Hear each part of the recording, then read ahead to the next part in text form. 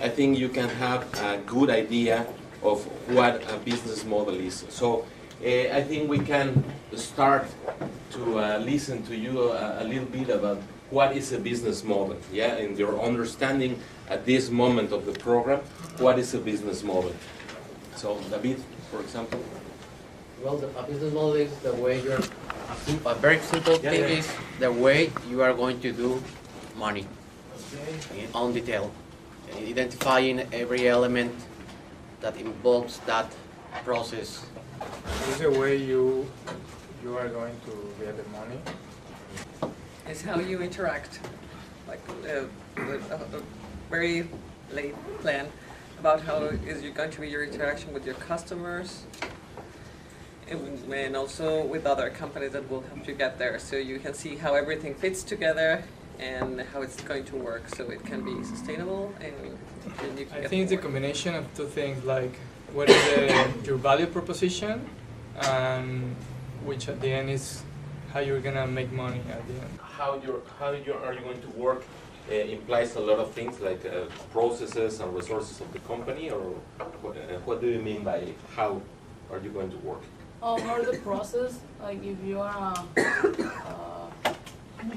a website, whether you're gonna charge or if it's gonna be by marketing, or if it will depend on the user. So includes organization, processes, and other things. No? As you may see here, we have a common element that is money, yeah? And usually a classic answer of what is a business model is the way we make money, yeah? And I would say yes and no, yeah? Because the way you make money, that is identified as the profit formula, and the business model are not interchangeable. That is, it is not one or the other, yeah? How you make profit is only one piece of the model, yeah? So, a business model, and taking a lot of elements that we see here, yeah, a business model is how a company creates, delivers, and captures value. So, the way a company creates, yeah, we have here, yeah, the interaction, customers, other companies, the way you organize your company, the way you start your processes in order to create that value, yeah, the way we deliver and we capture value. So the important thing, and is I think for all of you, is the common element is how we capture value, yeah, but it is how we capture value, but giving value or delivering value at the same time to our customers. I would like to share with you some figures that can show us the importance that the business model innovation has had in the last few years. Yeah. Fully 11 of the 27 companies born in the last quarter century that grew their way to the Fortune 500 in the past 10 years did so through business model innovation. Yeah? So we have a component here that actually companies are really worried about what is the business model, yeah, and how they can innovate their own business model to grow their company. But also with this figure we have one that said that for all the large global companies, not more than the 10% of their total investment is devoted to business model innovation. Yeah, so they are saying that it's important, but at the same time they don't put the money that they need there.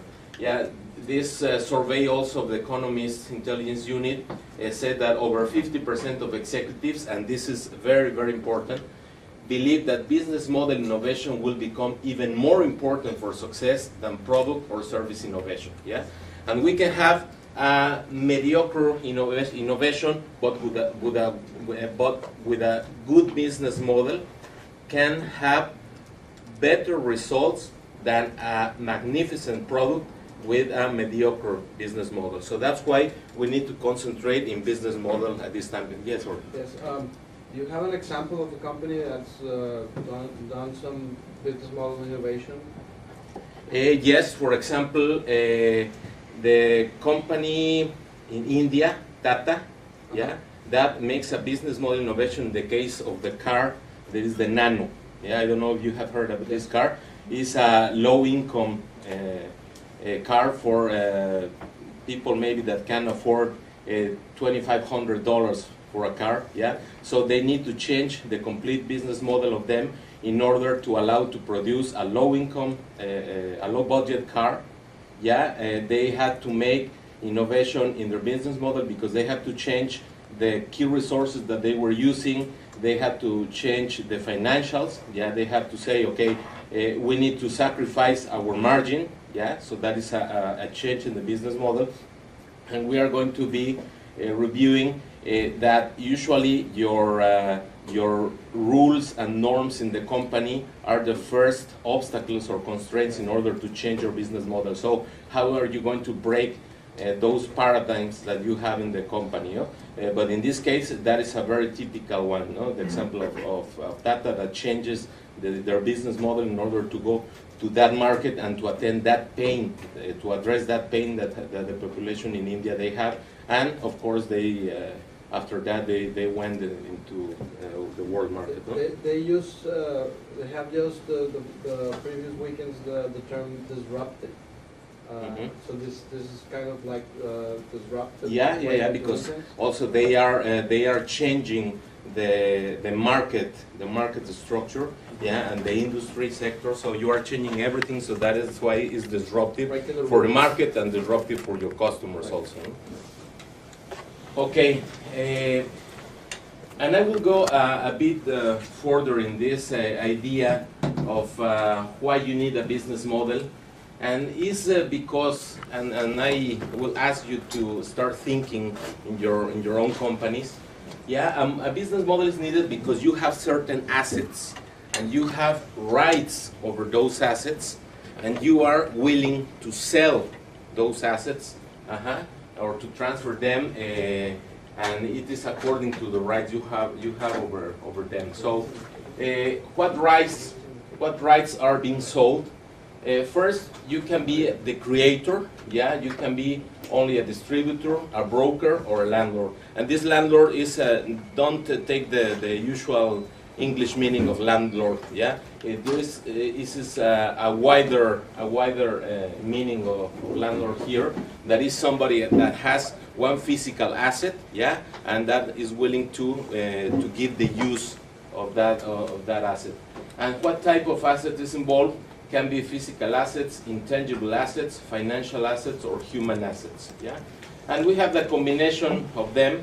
Yeah, that takes us to this chart of 14 possible business models. Yeah, I will not go into each one of them, but I want to highlight some of them because, for example, you think. Maybe if I say eBay, what do you think is the business model of eBay? Distribution. They make money selling. They make money selling something that is theirs, or they take a commission for each transaction. Mm-hmm. Okay. Yeah. So, for example, I don't know if you can imagine that they go into this category. They are physical brokers. Yeah. Yes, it is a web-based company, but they are physical brokers as long as they match as buyers and sellers of physical assets. Yeah.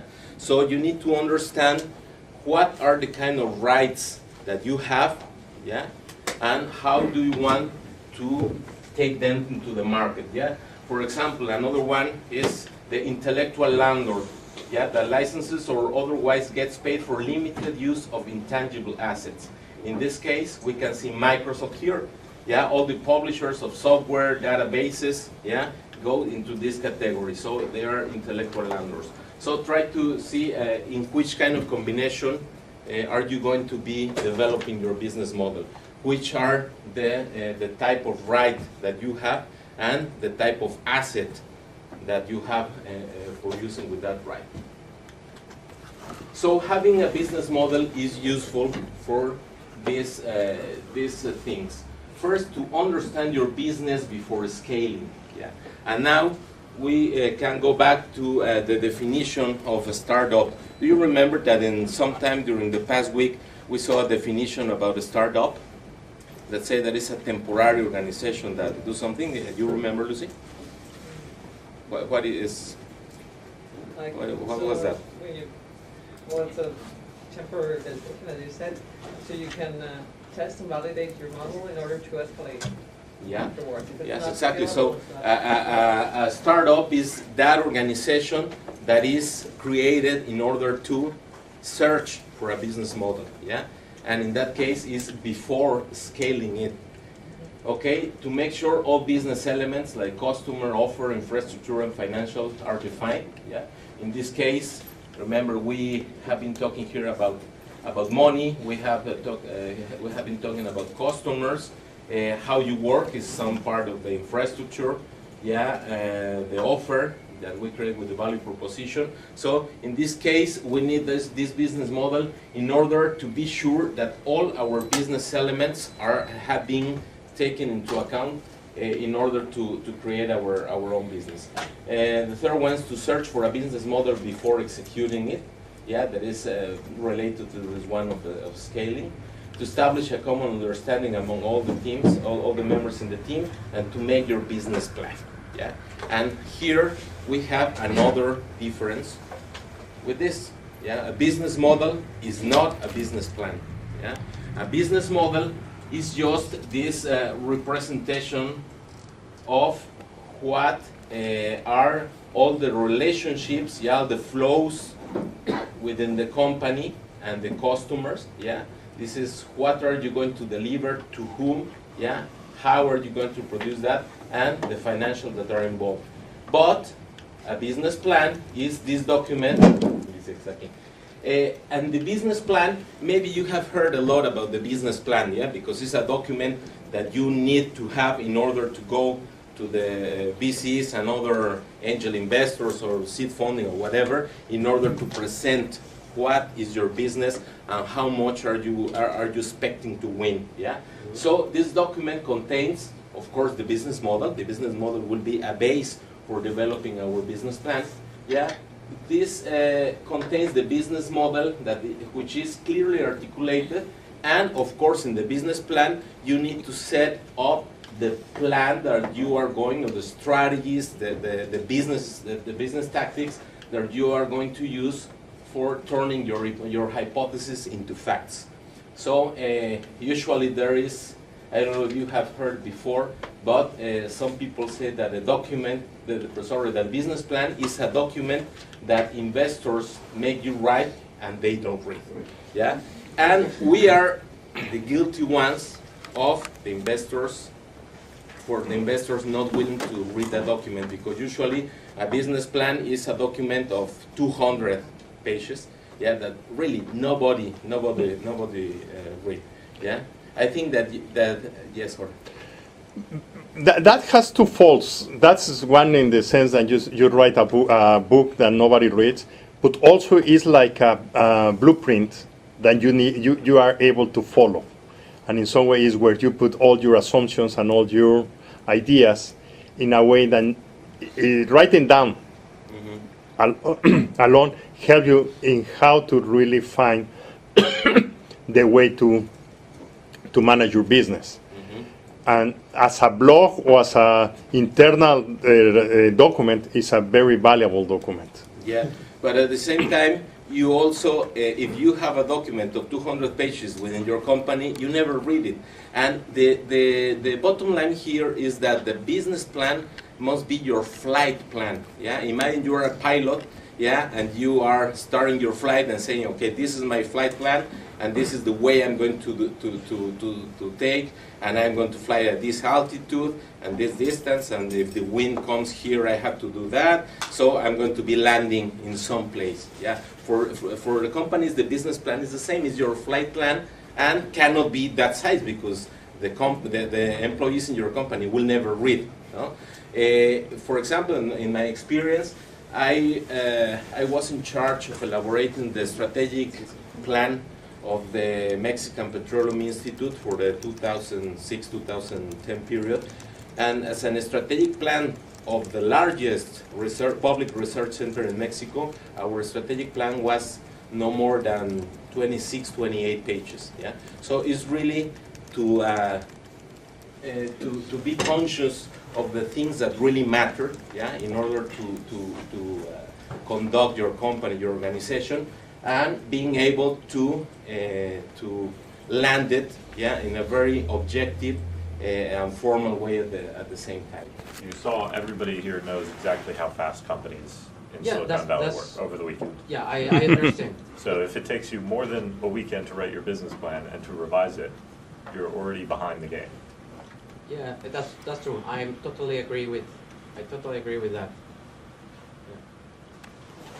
Sorry for a moment because it gets stuck here. But in another way, I read somewhere that if you're engaging into a business where if you can get into the marketplace in less than 6 months because you're going to be out of the business, so it's probably not a good idea to get into the business in the first place because Possibly. because it's a little bit harder. But there's like several different point of views of the same thing. And nobody here is going to say business plan is useless. Business plans are very useful, but in a certain context, particularly once all your assumptions are verified and you need to raise a huge amount of capital to execute, then it makes a tremendous amount of sense to write a business plan and execute it. But before you have all those assumptions verified, you're basically just writing words on the paper and you really don't know if any of it's true. And at the end of the day, also, when you go to an equity fund or a VC or something, or angel investors, in your case, that is more suitable for the stage that you are with your companies.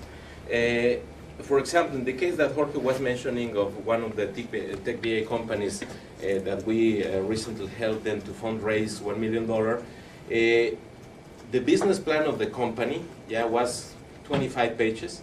Yeah, but at the end of the day, when you present to the angel investors in this case, they didn't read the plan. Yeah, they just said, okay, tell me these 5 crucial issues that are the ones that I will be taking care in the case of my investment. Yeah, and they made the decision with only those 5 or 4 main issues. So really, at the end of the day, it can give you an idea of how you have to go on a daily basis running your business.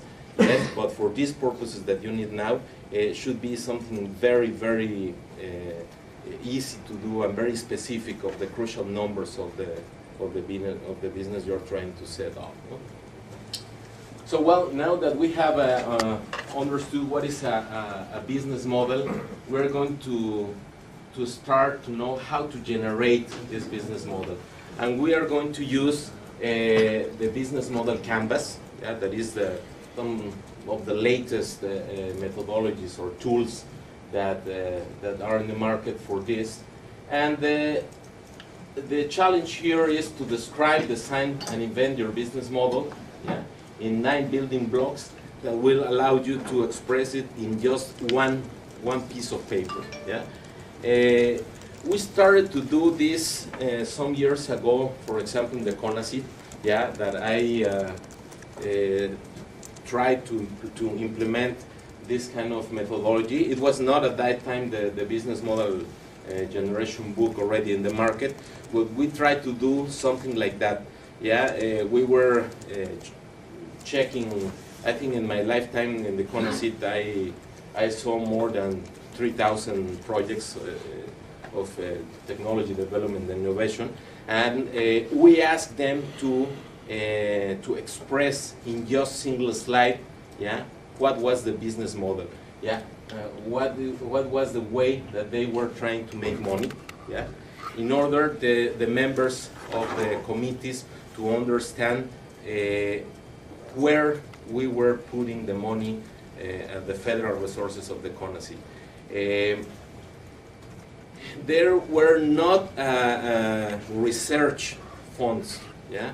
It was very specific here. In the case of basic research funds, yeah, you evaluate the things differently because the main objective of the research funds is to generate new knowledge, yeah, and maybe to train human resources, high-skilled human resources.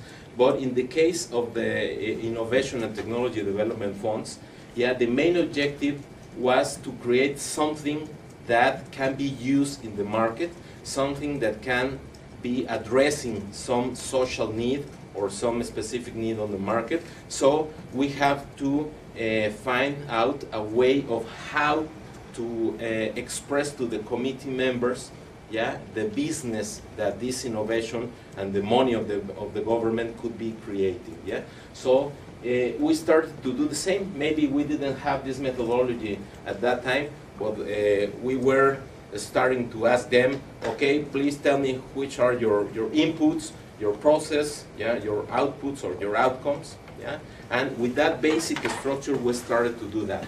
Nowadays we have this great tool that is the business model canvas, in which we can express in just one slide, one page, with 9 building blocks, what is your business model, yeah, and we are going to be going in with each one of the 9 building blocks, but this is a general picture of the tool that we are going to be identifying on the center our value proposition, yeah, that is what are going to be delivered by the company.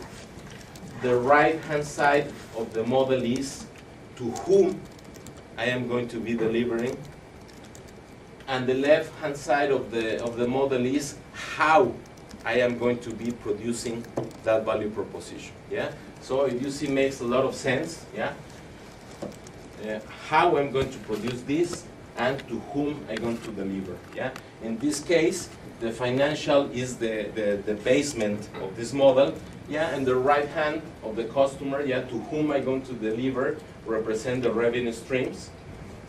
And in the left side of the model, that is all the things that I need to create or to produce that value proposition, is my representation of the cost. So here are inflows and here are outflows of cash. Yeah? Now going into each one of them, the first one is very easy to understand for all of you, because you have been working a lot on customer development in the last few days. But the first building block is on the right end of the model, and the basic questions that are going to be answered in this block is which customer and user are we serving, and what solution do they need. Yeah? Being more specific, for whom are we creating value, and we have seen a lot of this type of business, the B2C, B2B, etc. What do they need us to do? Yeah, what is the sales process? This is very important to identify, and we can be watching something tomorrow, because we're going to be working with the business case. Yeah, and in this case, you have to be very aware of the sales process of your customer in order to see which is your contact point, who makes the decision in the company for purchase something. Yeah, what are the drivers that influence them to make those decisions? Who are our most important customers, etc. Some example of different customer segments here can be mass markets, niche markets, segmented, diversified, multi-sided platforms, markets, etc. So, by this moment, you are ready to define which are your customer segments in this building block. Second, we have the value proposition. That is the main thing. Yeah, that is the core of the business model, and also you have been working with that. What are we offering them? What problem are we solving for them? Do they care? Yeah, and more specific questions can be, what value do we deliver? Yeah, which customer needs are we satisfying? Why is the problem so hard to solve? How big is the problem? What do customers do today? So these kind of questions are the ones that take us to define our minimum viable product that we have been seeing also the last week. And the customer value creation can be contributed by the newness, yeah, of our solution, the performance, problem solving, design, customization, etc. And one connecting element among these two blocks, yeah, the value proposition and the customer segment, is the channels of distribution. Yeah, so how do we sell our product to each one of the segments, and how those our customers want to buy our product. Yeah? So we need to be clear that we have identified how are we reaching them to now, how are our channels integrated, which one work best, most cost efficient, etc. And we can be identifying here some channels like Salesforce, web sales, our own stores, partner stores, wholesaler, etc. And we have also some channel phases that are there. How can we develop that channel? How can we create awareness, evaluation, purchase, delivery, and after sales? So all of these elements need to be identified at this time of the day. The customer relationships. It's not just important to have identified our customer segment, yeah, to have a good value proposition to deliver, yeah, to have identified a channel to deliver, but also it's very important to identify which is the best way to relation with our customer. So what relationships are you establishing with each segment? It is a personal relation, automatic one, co-created. Yeah. How will customer segments hear about our product? How does market type impact my strategy? How much will it cost to acquire a customer using these strategies? So this part of the business model, maybe for you that are all web-based companies, are not so difficult like in another kind of relation, like if you are creating a physical good to deliver, and you need a lot of sales force and a lot of channels for distribution. So maybe you can be engaged in your customer relationship through automatic services, or maybe the communities. You know that the community manager is a key position for all your type of companies. Yeah?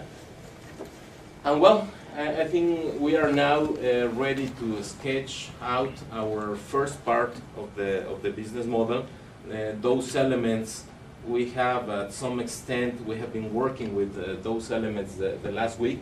So now, first, I will ask you to divide in groups, yeah, in order to start working. We have no more than 20-25 minutes for this first stage, and then a couple of you will be presenting this, how you articulate this first part of the business model. Yeah. So the customer segments, our value proposition, how you connect the channel, the distribution, and the customer relationship.